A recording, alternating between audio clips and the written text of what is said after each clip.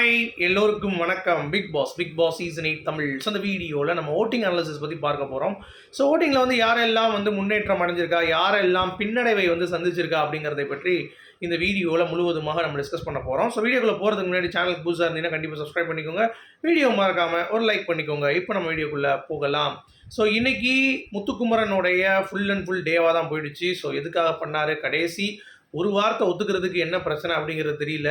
ஆமாப்பா நான் பவித்ராக்காக விட்டு கொடுத்தேன் அப்படின்னா முடிஞ்சு போச்சு. அதை விட்டுட்டு நான் டிஸ்ட்ராக்ட் ஆகிட்டேன், நான் எதோ யோசிச்சுட்டு இருந்தேன், எனக்கு ஏதோ வந்து தோணிக்கிட்டே இருக்குது அப்படின்னு சொல்லிட்டு பாலை வந்து அப்படி போனோன்னு தான் எனக்கு வந்து தெரிஞ்சிச்சு அப்படின்ற மாதிரிலாம் சொல்லி ஒரு விஷயம் பண்ணார். ஸோ அதனால் வீடியோ வந்து பார்த்திங்கன்னா கொஞ்சம் டிஸ்டர்ப் ஆகி எல்லாம் கொஞ்சம் அமைதியாக தான் இருக்காங்க அப்படிங்கிறது பார்க்க முடியுது. ஸோ அதனால் எனக்கு கண்டென்ட் வந்து கொஞ்சம் டல்லு தான். இந்த ஒரே ஒரு கண்டென்ட் முத்துக்குமரனுடைய கண்டென்ட் மட்டும்தான் இருக்குது.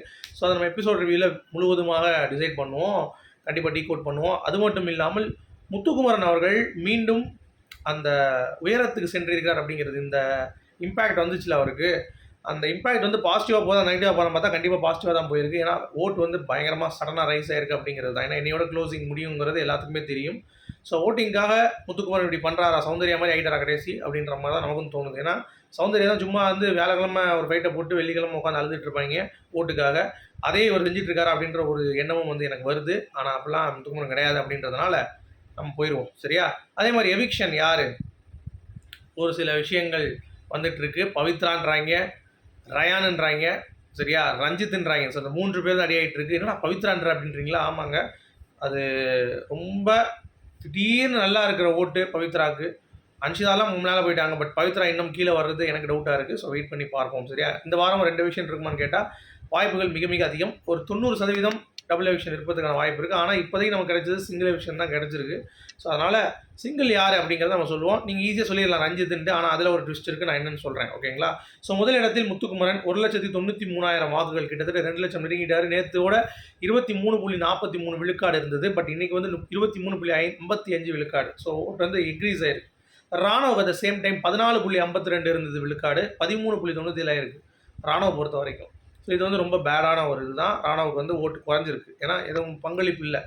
ஸோ இதை வந்து பிக் பாஸ் வந்து எவ்வளோ சுவாரஸ்யமான கேம் பாருங்களேன். நீங்கள் ஏதாவது பங்களிப்பு கொடுத்து அன்றைக்கி நீங்கள் ஃபேவராக தெரிஞ்சிங்க அப்படின்னா நல்லா ஓட்டு போடுறாங்க. அதுக்கடுத்து நீங்கள் உங்களை காட்டவே இல்லைன்னா முகரையை பார்க்கவே இல்லையடா அப்படின்ற மாதிரி குறைச்சிடறாங்க. முத்துக்குமரன் நேற்று வந்து இறங்கி இருந்துச்சு, இன்றைக்கி ஃபுல்லாக அவர் ப்ரொமோவில் வந்தோடனே இன்றைக்கி ஏற்றிட்டாங்க. புரியுதா உங்களுக்கு? மக்களுடைய மனநிலை பாருங்கள் எப்படி இருக்குன்ட்டு. இன்னும் எபிசோட் முடிஞ்சோன்னா எப்படி ரிஃப்ளெக்ட் ஆகுன்னு பார்த்துக்கோங்க. பயங்கரமாக போட்டுருப்பாங்க ஓட்டு. அடுத்து சௌந்தர்யா 99,000, கரெக்டாக 1,00,000 தொட போகிறாங்க. ஸோ சௌந்தர்யா இந்த வீட்டில் வந்து பார்த்தீங்கன்னா என்ன பண்ணுறாங்க அப்படிங்கிறது சத்தியமாக தெரிஞ்சிக்க முடியல. அவங்களுக்கு ஏன் இவ்வளோ பேர் ஓட்டு போடுறாங்கிறது தெரிஞ்சிக்க முடியல. மேபி சரி என்னத்தையோ ஒன்று பண்ணிகிட்டு இருக்காப்பா அப்படின்ற மாதிரி பண்ணுவாங்களோ, டவுட்டாக தான் இருக்குது. உங்களுக்கு எப்படி தோணுதுன்னு சொல்லுங்கள். அடுத்து ஜாக்லின் 65,527 ஓட்டு, 7.96%. ஆனால் எனக்கு அஃபீஷியலில் வந்த என்ன நிலவரம் பார்த்தீங்கன்னா முத்துக்குமரன் முதலிடம், 2வது ராணா, 3வது நம்ம ஜாக்லின், 4வது தான் சௌந்தர்யான்னு வருது. பட் இது எது நம்புறதுன்னு தெரியல. அடுத்து அருண் வந்து ஆப்வியஸ் 5வது இடம், 59,901 ஓட்டு. இப்போ என்னென்னா அருணுக்கு அப்புறம் தான் பவித்ரா இருந்தாங்க, பவித்ராக்கு அப்புறம் தான் தீபக் இருந்தார். இப்போ என்னென்னா அருணுக்கு அப்புறம் அன்ஷிதா வந்துட்டாங்க, அன்ஷிதாவுக்கு அப்புறம் தீபக் அப்புறம் பவித்ராவுக்கு அப்புறம் மஞ்சரி.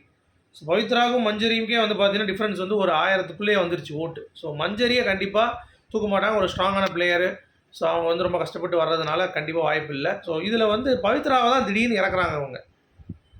ஸோ மேபி பவித்ரா வீட்டடாக இருக்க சான்சஸ் வந்து நிறையா இருக்குது அப்படிங்கிறது பார்க்க முடியுது. டபுள் எவிக்ஷனாக இருக்கும் பட்சத்தில் ரயான் வெளியே போனால் நாமினேஷன் ஃப்ரீ பாஸ் வந்து கிடையாது. ஸோ அதை பிளான் பண்ணி தான் இன்னையோட இவனை வந்து வெளியேற்றிடுவோன்ற மாதிரி பிளான் பண்ணியிருக்காங்கன்னு தெரியல.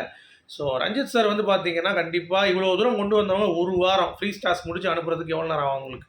ஸோ வாய்ப்புகள் மிக மிக கம்மி எனக்கு தோணுது. ரஞ்சித் சார் வந்து ரொம்ப ரொம்ப கம்மி. சரியா? ஸோ எனக்கு யோசிக்க வேண்டிய ஒரு விஷயம் 2 பேர், ஒன்று ரயான், இன்னொன்று பவித்ரா. இவங்க 2 பேர் யாரை வெயிட் ஆவாங்கன்ற மாதிரி எனக்கு ஒரு ஃபீல் ஆகுது.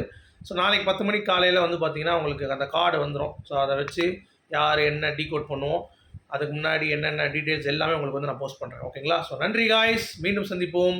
Good bye.